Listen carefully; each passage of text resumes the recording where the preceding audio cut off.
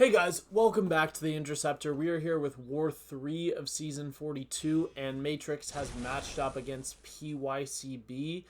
And we have the team today of Ghost, Wasp, and Valkyrie. So, 4 fights with Ghost, a rank 3. And then I actually have a boss, a Baron Zemo rank 5 boss with my Valkyrie. With my rank 5 Valkyrie. So we're boosting up here. We're gonna get our all 5 fights done right now. Like obviously not right now because it's a few days later, but all at once. And I actually didn't know I was taking one of the fights, so I took 3 fights, waited a few minutes because I assumed someone was waiting for me to take a mini boss, and apparently I was taking that mini boss, but no one had told me. So like a few minutes after I cleared, people were like, "Are you gonna take that fight?" Sure, but no one told me to take that fight ever. There was no tag, no change in the paths, nothing. But I guess I don't know. There was some miscommunication there, and all it really costed me was 1 extra SP1 boost. Not that big of a deal. Don't really care. Here, I go for my second SP2. The second hit's gonna land, and the third is gonna whiff. Like, come on, man. That's just so stupid.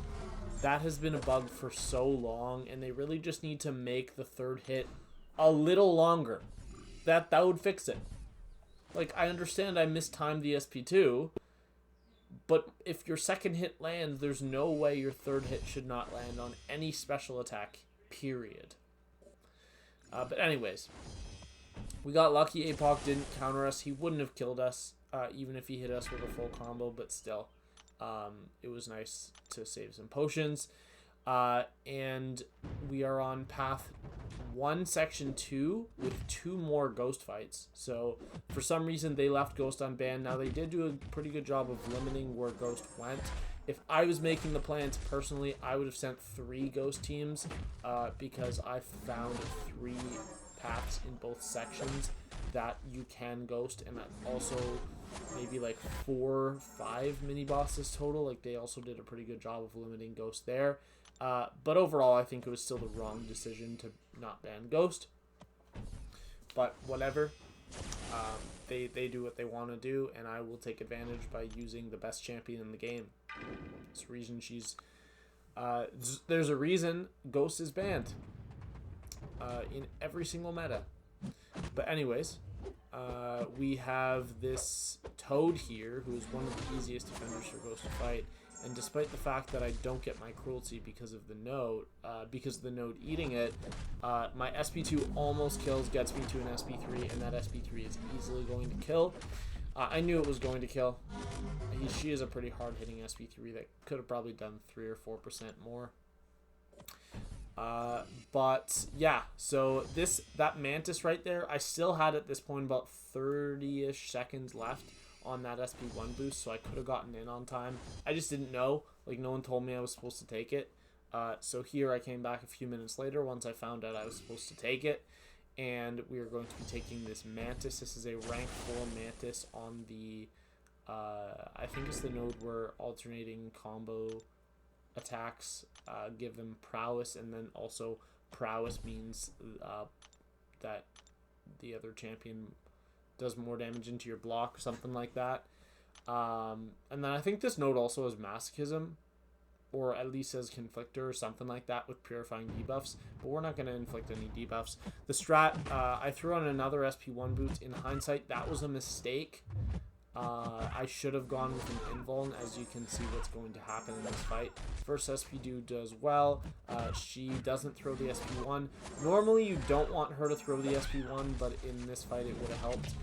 And my second SP2 didn't kill, but I know the spacing for my SP1 afterwards to connect, and I knew the last 2 hits would connect, which I knew were more than enough. So despite the fact that it looked a little scary, there was actually no risk whatsoever in that fight.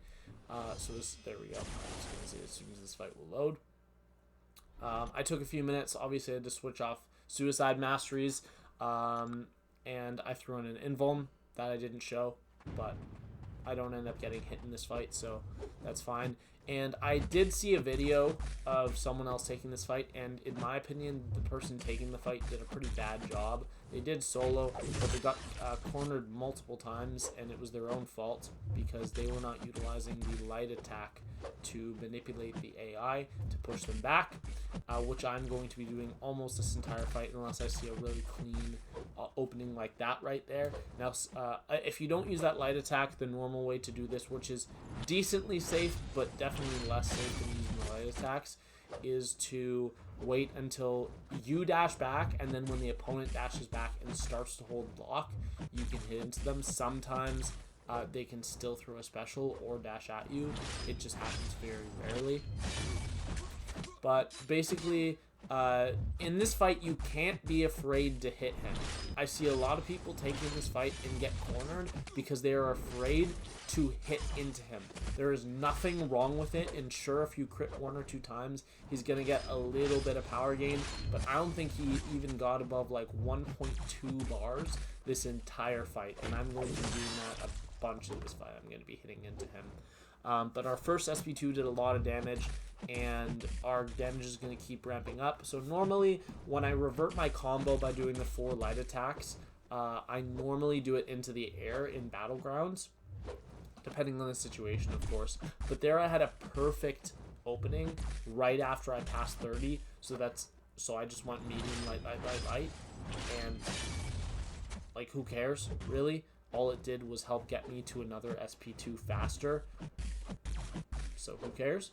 And there's no risk of hitting into him. Now, of course, this does have the node where each buff increases his attack, so at this point, with 6 buffs, he has plus 300% attack, so a combo hitting me might kill me here, probably would kill me, but he's not even going to do so much as touch my block in this fight. This is just a perfect, clean fight. I'm not going to take a hit nor a blocked hit the entire time, and the strat is just hit into the block, throw specials into the block, and bait SP1. That's it. That's the whole fight. He's going to put a bunch of disorients on me, which do literally nothing because I don't need any defensive abilities in this fight. And like here, he's almost dead. I'm going to do another light attack to set up the block with the AI. And that's a clean, perfect solo in 2.5 minutes. That's pretty much all you can ask for. And unfortunately, we did end up losing this war despite the fact that I had a pretty good war myself. Let's pause the video there. Oh, it went back to the beginning of the clip. Anyways, we are now 0-3, not having the greatest start to the season, although we have had some pretty bad luck with our second and third matchups, being alliances that consistently die under 5 times. And this war, we lost by like 6 or something like that. I'm not 100% sure. But anyways, we do have 1 death personally this season, and my PSR is now at 11 out of 12, or 92% solo rate, and my deathless streak is at 8 fights, so 3 from the second war and 5 from the third war. And of course, I did not participate in the first war because of Battlegrounds alliance events. They did not come out until after War 1 was finished, so I didn't want to have both myself and the person leaving sacrifice the rewards just so I could get in one war that they could easily do. And it also timed up perfectly with AQ. So that is all for this one. I hope you guys enjoyed, and I will see you all in the next video. Bye.